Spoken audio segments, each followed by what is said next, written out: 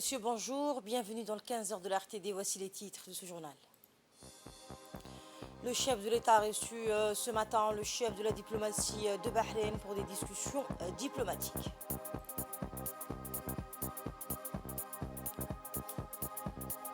Dans l'actualité internationale, le mois d'avril a été le plus chaud jamais enregistré en moyenne mondiale. C'est ce que révèlent les dernières données publiées par Copernicus. Le président de la République, Ismaël Omar Guelleh, a reçu aujourd'hui, en fin de matinée, au Palais de la République, le ministre bahreïni des Affaires étrangères, Abdulatif Ben Rachid Al-Zayani. La visite de M. Al-Zayani à Djibouti a trait à une journée qu'il effectue dans plusieurs nations membres de la Ligue des États arabes au fin d'une concertation de son pays, hôte du 33e sommet ordinaire de cette organisation. Sur l'ordre du jour de cette réunion qui aura lieu du 15 au 16 mai prochain à Manama, capitale du Bahreïn. Cette audience entre le président Guelleh et le chef de la diplomatie bahreïnie a mis en lumière une convergence de vues parfaite sur la nécessité de concéder l'ordre du jour principal du prochain sommet de la Ligue arabe à la question palestinienne.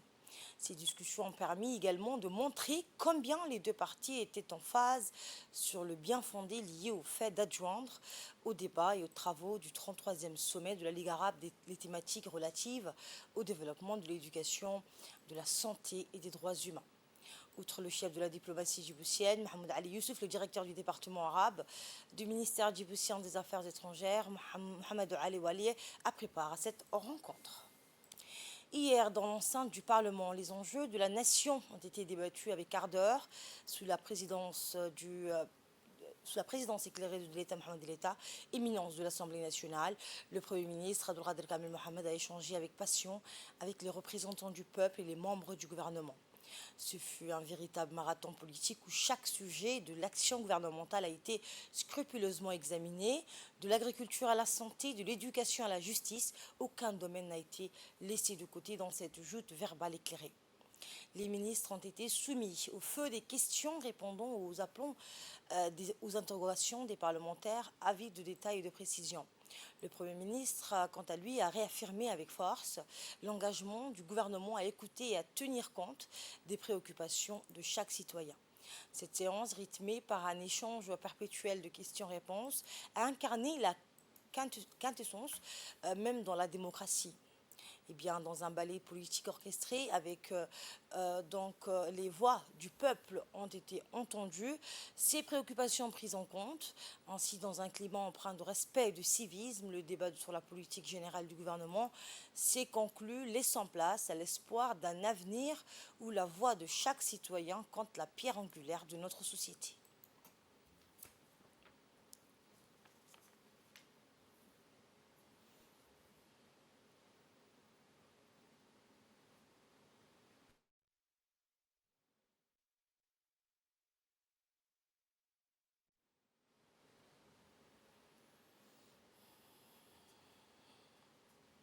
Et dans la foulée, donc, les représentants du peuple ont voulu à ce que les lumières soient apportées sur le domaine énergétique et santé. On les écoute pour plus de précision. L'OMS a consacré la Journée mondiale de la santé pour le thème de droit à la santé pour tous. Sous la clairvoyance de la politique du chef de l'État, Al-Hajj Ismaël Omar Guelleh, notre pays a fait d'énormes progrès pour garantir un accès équitable et accessible aux soins de qualité de notre pays. Il existe cependant quelques secteurs qui font défaut, notamment pour la prise en charge des personnes dialysées. Dans les régions, des centres délocalisés de dialyse sont construits depuis 2 ans, mais ne fonctionnent toujours pas, faute d'équipements et de machines de dialyse. Je rappelle également que le centre de dialyse à l'hôpital Cheko de Balbala est fermé depuis un certain temps. L'unique centre de dialyse encore fonctionnel de l'hôpital ne dispose que d'une quinzaine d'appareils pour toute la République de Djibouti. Notre pays importe de l'énergie verte de l'Éthiopie et en produit aussi près de 60 mégawatts plutôt au Goubet. C'est l'énergie éolienne. La centrale thermique de Boulaos reste aussi opérationnelle. À quand le développement de l'énergie renouvelable au niveau national, c'est-à-dire la couverture des localités telles que les chefs-lieux des sous-préfectures? Deuxième question, À quand la réduction du coût de l'énergie? Et pourriez-vous, si possible, nous décomposer le coût du kilowattheure? Vous avez très bien noté que dans les régions, le gouvernement a construit des dialyses, surtout à Obok et à Tadjoura. Les locaux sont terminés. Maintenant, il reste les machines de dialyse et il reste surtout la salle de traitement d'eau. Il faut savoir que dans l'aspect de dialyse, ce qui est cher, ce n'est pas la construction de locaux et ce n'est pas seulement aussi les machines de dialyse. Une machine de dialyse de marque Gomro qu'on utilise, c'est des machines américaines, coûte $12 000. Donc ça ne coûte pas très cher. Mais par contre, ce qui coûte très cher, c'est la salle de traitement d'eau. Une seule salle de traitement d'eau qui vont traiter les machines de dialyse coûte 50 millions à 100 millions. Certaines machines sont déjà venues. Nous avons à notre disposition actuellement, au niveau de notre stock de la CAM, 18 machines qui attendent la salle de traitement d'eau. Et ça, c'est à la faveur vraiment du gouvernement djiboutien sur la côte de l'Afrique. Au niveau de l'Afrique, Djibouti est le seul pays dont la dialyse est gratuite. Toute production énergétique a un coût. Et pour produire de l'énergie et de l'électricité, c'est un coût supporté aujourd'hui par l'électricité de Djibouti. La production, mais aussi les transports et la connexion sont du ressort de l'Élysée de Djibouti. C'est vrai, aujourd'hui, nous avons une production d'énergie renouvelable sur notre territoire national qui est le projet éolien. Bientôt, nous allons commencer les projets en cours du Grand Bara, que nous espérons dans une année avoir les 25 MW de solaire et les 5 MW de batteries de stockage. Mais soyez rassurés, nous travaillons aussi dans les années à venir pour une réduction pour nos concitoyens qui doivent avoir un accès à l'électricité, une électricité abondante et abordable au prix. Deuxièmement, je voulais parler aussi des localités. C'est vrai, les localités du sud et de la région d'Ali Sabieh ont eu la chance d'être connectées au réseau électrique. Pourquoi? Parce que le projet ferroviaire est passé par le sud. Et avec les projets du train, les localités de la région d'Ali Sabieh ont été tous connectées. Dans l'actualité également, le ministre des Affaires musulmanes et des Biens Warf, Momin Hassan Bal, a reçu une délégation qatari conduite par le docteur Saad Fadel Al-Khawari, directeur adjoint des Affaires musulmanes et du chef du département de l'investissement à la direction générale du Warf, accompagné du chargé d'affaires de l'ambassade du Qatar à Djibouti, Ibrahim Abdullah Al-Sharaim. Et bien, l'entretien qui s'est déroulé en présence du secrétaire général du ministère, du directeur général adjoint, du secrétaire exécutif du Haut Conseil islamique et du directeur général de l'Institut Al-Wasati a permis de passer en revue la coopération fructueuse entre les deux ministères dans le domaine des affaires religieuses et des Warf. Cette visite s'inscrit dans le cadre des accords conclus entre le ministre des Affaires musulmanes et des Biens Warf et son homologue qatari lors d'une visite de travail au Qatar en mars 2022. Le ministre a souhaité la bienvenue à la délégation qatari, soulignant l'excellence des relations entre Djibouti et le Qatar et se félicitant du niveau de collaboration entre les deux institutions. Il a également évoqué la grande mosquée de Doha, symbole des liens fraternels unissant les deux pays. La délégation a eu l'opportunité de visiter la mosquée Doha et d'explorer les possibilités de développement d'un projet de Warf. Eh bien, des rencontres ont également eu lieu avec les départements techniques du ministère, notamment le Diwan des Biens Warf, le Diwan de la Zakat et l'Institut Al-Wasatiya, permettant des échanges fructueux et l'identification de pistes de collaboration concrètes. Au terme de cette visite, une réunion de synthèse et d'évaluation s'est tenue au siège du ministère, rassemblant les responsables du ministère de la délégation qatari et la délégation qatari. Cette rencontre a permis de récapituler les discussions et d'exprimer la volonté commune de poursuivre et d'approfondir la coopération bilatérale dans le domaine des affaires religieuses et des Warf. Cette visite donc officielle témoigne de la solidité des relations entre Djibouti et le Qatar et ouvre la voie à une collaboration encore plus étroite et mutuellement donc bénéfique. Autre information, un atelier de dissémination des résultats de l'évaluation du plan cadre des Nations Unies pour l'aide au développement de Djibouti 2018-2024 s'est tenu aujourd'hui à l'Institut des études diplomatiques. La cérémonie d'ouverture a été présidée par l'ambassadeur Mohamed Ali Hassan, secrétaire général du ministère des Affaires étrangères et de la coopération internationale, et M. José Barahona, le coordinateur résident des Nations Unies à Djibouti. Le PNUAD de 2018-2024 de Djibouti constitue une réponse commune du système des Nations Unies aux problèmes de développement identifiés à travers l'analyse effectuée dans le cadre du bilan commun de pays en septembre 2016. Il est aligné aux priorités nationales de développement, dont la stratégie de croissance accélérée et de promotion de l'emploi, le plan national de développement Djibouti 2020-2024, ainsi que sur les objectifs de développement durable.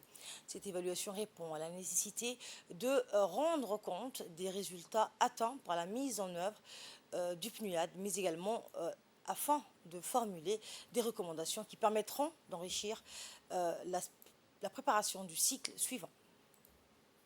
Et pouvoir raconter au monde une histoire positive qui vient de compte de l'Afrique. Et les prochains 6 ans, on peut construire une narrative très positive qui vient de compte de l'Afrique, qui vient de Djibouti. L'évaluation dont nous présentons les rapports et les conclusions et la recommandation ce matin est un exercice très important dans la mesure où elle nous permet de tirer vraiment les leçons de la mise en œuvre du plan cadre de développement qui touche à sa fin et sert à l'élaboration du prochain qui a changé en devenant le cadre de coopération du système des Nations Unies pour le développement durable. Écoutons un extrait de l'intervention du secrétaire général du ministère des Affaires étrangères, M. Mohamed Ali Hassan. Et on est réunis aujourd'hui donc dans le cadre du comité de pilotage qui est composé du côté djiboutien, comme vous le savez, par plusieurs de mes collègues, secrétaires généraux, que je remercie pour leur temps et leur présence. Mais je sais combien la coopération avec les Nations Unies est également essentielle pour leur département. Et donc, cette réunion du comité de pilotage comprend de l'autre côté l'ensemble de la famille des Nations Unies, avec à leur tête le coordinateur, cher ami José. Nous sommes donc ravis de vous recevoir à l'Institut des études diplomatiques du ministère pour cet atelier de dissémination des résultats de l'évaluation du plan cadre des Nations Unies pour l'aide au développement de Djibouti pour la période 2018-2024. Et avec l'ensemble des membres du comité de pilotage et les représentants des différentes agences, je suis certain qu'on aura une discussion très nourrie et très enrichissante pour nous permettre toujours de parfaire, d'améliorer notre partenariat et de permettre à ce que nous puissions mettre en place un meilleur cadre de coopération entre Djibouti et le système des Nations Unies. À la une également, le secrétaire général du ministère de la Santé, M. Mohamed Ali Mohamed, a présidé dimanche à Arta la cérémonie de lancement d'un atelier de formation régionale des formateurs de 5 jours axés dans le domaine de l'épidémiologie des catastrophes et des enquêtes sur les épidémies toxiques. Premier en son genre à Djibouti, dans la région, il s'agit pour l'Institut national de la santé publique de Djibouti, organisateur de cet événement, en collaboration avec le réseau africain d'épidémiologie de terrain, de créer des formateurs régionaux hautement qualifiés, prêts à répondre aux défis complexes des catastrophes sanitaires et de type toxicologique. Le ministre de la Santé, à travers l'Institut national de la santé publique de Djibouti, a réuni d'un côté des techniciens épidémiologistes de Djiboutiens et des pays frontaliers, à savoir l'Éthiopie, le Somaliland et la Somalie, et de l'autre des experts en formation épidémiologique du Centre de contrôle et de prévention des maladies d'Atlanta. Le préfet de la région d'Arta, Hassan Dabel Ahmed, a remercié les organisateurs de cet atelier axé donc dans le domaine de l'épidémiologie, des catastrophes et des enquêtes sur les épidémies toxiques. Nous l'écoutons. C'est moi de souhaiter la bienvenue dans cette mythique ville d'Arta. Vous souhaitez la bienvenue et je suis ravi de prendre part à vos côtés, monsieur le secrétaire général, au lancement de la formation régionale théorique et pratique sur la préparation et réponse aux catastrophes en matière de la santé biblique. Je tiens à saluer le ministère de la Santé qui organise cette formation régionale hautement importante qui, avec les partenaires, qui permettra d'analyser les capacités de force et de faiblesse de nos systèmes sanitaires et de faire face aux défis avec tous les moyens disponibles. À l'issue de cette formation de formateurs, vous aurez des compétences nécessaires pour répondre efficacement devant une catastrophe sanitaire, comme vient de le souligner le docteur Hussein, en charge de la coordination, qui pourrait se présenter à tout moment. Je dois souligner, c'est un atout, une opportunité pour nous, la région d'Arfa, et en particulier la ville d'Arfa, parce que ça nous permet d'attirer d'autres touristes et d'autres délégations à l'avenir en profitant des climat bien connus de la région d'Arfa et Arfa-Ville. Encore une fois, messieurs et mesdames, soyez les bienvenus et nous déclarons ouverte la formation des formateurs. Et de son côté, le secrétaire général du ministère de la Santé, Mohamed Ali Mohamed, a souligné l'importance de la formation régionale sur la préparation aux catastrophes sanitaires à Djibouti. On l'écoute. C'est un honneur pour moi d'être parmi vous et de présider l'ouverture de la formation régionale d'Arta. La formation régionale qui porte sur la théorie et la pratique sur la préparation et la réponse aux catastrophes aujourd'hui dans cet bel hôtel d'Arta. Il n'est pas nécessaire de rappeler ici que les maladies ne connaissent pas de frontières et peuvent proliférer rapidement. En raison de la résurgence des épidémies telles que Covid-19, Ebola, fièvre dengue, méningite, des catastrophes d'origine humaine, des accidents de produits toxiques, mais aussi naturelles, les inondations, les sécheresses et les crises humanitaires, il est donc essentiel que le système de santé soit renforcé en personnel qualifié capable de réagir rapidement pour répondre à tous les niveaux. Je tiens tout d'abord aussi à exprimer ma gratitude envers toutes les parties prenantes qui ont rendu cet événement possible, en particulier le CDC Atlanta et la FNET, dont le soutien financier a permis de concrétiser cette initiative vitale. La tenue de cet événement revêt une importance capitale, non seulement pour Djibouti, mais également pour l'ensemble de la région.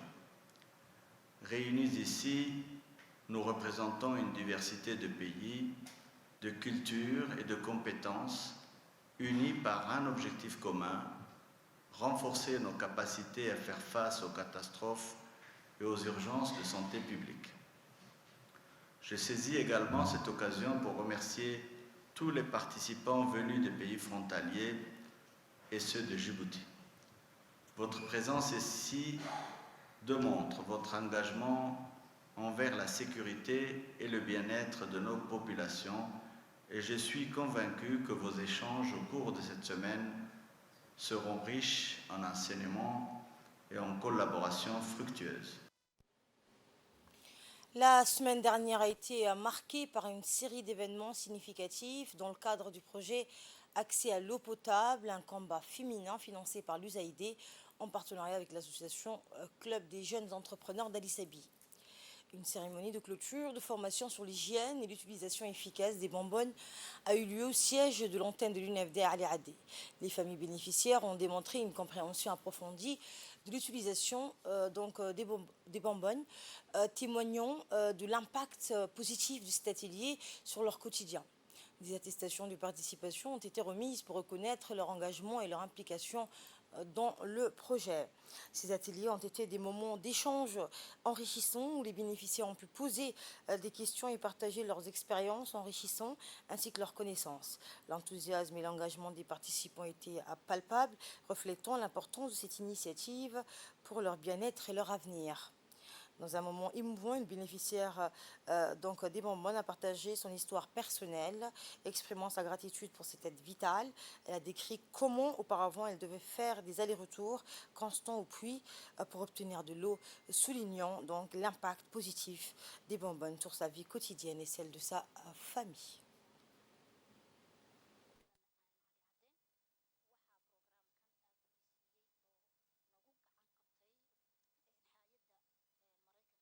C'était l'appel à la prière. Bienvenue si vous nous rejoignez sur Télé Djibouti. Ce matin, un comité d'inspection du secrétariat d'État chargé des sports, mandaté pour évaluer l'état des plateformes sportives et des terrains de proximité, s'est rendu dans les différents terrains de la commune de Belbela, sous la direction de l'inspecteur général Moussa Ali. Le comité, composé du directeur et des hauts cadres du secrétariat d'État, a d'abord rencontré le président de la commune, Mohamed Hassan Saïd, pour discuter des objectifs et de l'importance de cette mission, ainsi que de la nécessité d'une collaboration étroite avec les autorités locales. Sur le terrain, toujours en présence du président de la commune et de son équipe, le comité a examiné de près les installations sportives répertoriées, examiné minutieusement chaque installation sportive et prenant note de toutes les observations pertinentes. Cette initiative fait suite aux préoccupations exprimées par les associations sportives et les jeunes des quartiers lors de la dernière conférence débat avec la jeunesse organisée par le département au stade Gouled. Il faut noter que la mission se déroulera sur 2 jours et comprendra également des visites dans les communes de Bel'Aous et de Razdika. Et des plateformes qui appartiennent au département de sport. Seulement depuis lors d'une conférence où il était question de revoir un peu, faire un état des lieux de tous les terrains de proximité parce qu'on a vu que les associations qui étaient là, les jeunes qui étaient là, ont presque posé ou faire le même reproche, pas praticable du fait qu'il y a des ordures et il manque de poteaux. Donc, raison pour laquelle aujourd'hui on est là ici, pour essayer de voir comment aménager les terrains du moment qu'il y a l'été qui s'approche. Et il y aura des événements sportifs qui vont se dérouler durant l'été avec l'interruption scolaire que les jeunes vont avoir. Également dans l'actualité, le centre d'instruction navale de la garde-côte djiboutienne a abrité dans la journée du 7 mai la cérémonie de clôture de l'édition 2024 de l'exercice maritime Bullshek. Eh bien, cet exercice a réuni la force opérationnelle interarmée combinée américaine, Corne de l'Afrique, la garde-côte djiboutienne, la marine nationale, la brigade d'intervention rapide des forces armées djiboutiennes et les forces européennes de l'Atalante, représentées par l'Espagne et les forces françaises stationnées à Djibouti. L'exercice est destiné à renforcer l'interopérabilité multilatérale dans le domaine de la sécurité et de la sûreté maritime entre les différents partenaires qui y prennent part. L'exercice comprenait des volets maritimes et terrestres mettant en œuvre des opérations de recherche et de sauvetage dont des scénarios réalistes et pratiques. Un moment marquant a été l'inclusion d'une première expérience de saut en parachute des équipes du département des recherches et sauvetage de la garde-côte djiboutienne. L'étendue des moyens humains et techniques déployés témoigne de l'importance accordée aux efforts de coopération et de collaboration entre les différents partenaires qui visent à mettre en œuvre une interopérabilité efficace et professionnelle. Le contre-amiral Eric Anduz a, dans un mot prononcé lors de cette cérémonie, rappelé l'importance de la position géographique stratégique de la République de Djibouti au carrefour de 3 continents et à la porte du détroit du Bab el-Mandeb, du golfe d'Aden et de l'océan Indien. De son côté, le colonel Ouass Omar Boré, commandant de la garde-côte djiboutienne, a rappelé l'importance de ce type d'exercice qui permet d'un côté de renforcer les capacités opérationnelles de la garde-côte djiboutienne et de l'autre de raffermir ses liens de coopération et de collaboration avec ses partenaires internationaux. Et la cérémonie donc s'est clôturée par une remise de certificats aux participants.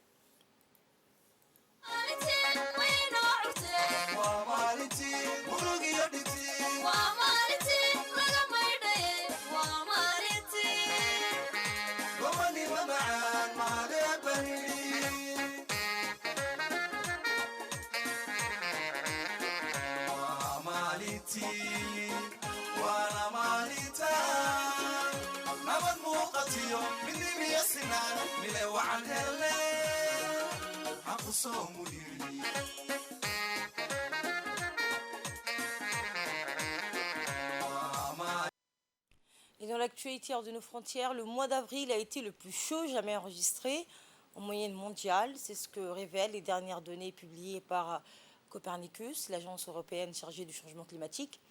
Cette tendance se confirme dans plusieurs pays. Une très grande majorité de pays dans le monde font face à la 6e année consécutive de sécheresse et connaissent actuellement une canicule avec des températures allant de 37 à 44 degrés Celsius. Et c'est ainsi que prend fin ce journal. Merci de l'avoir suivi.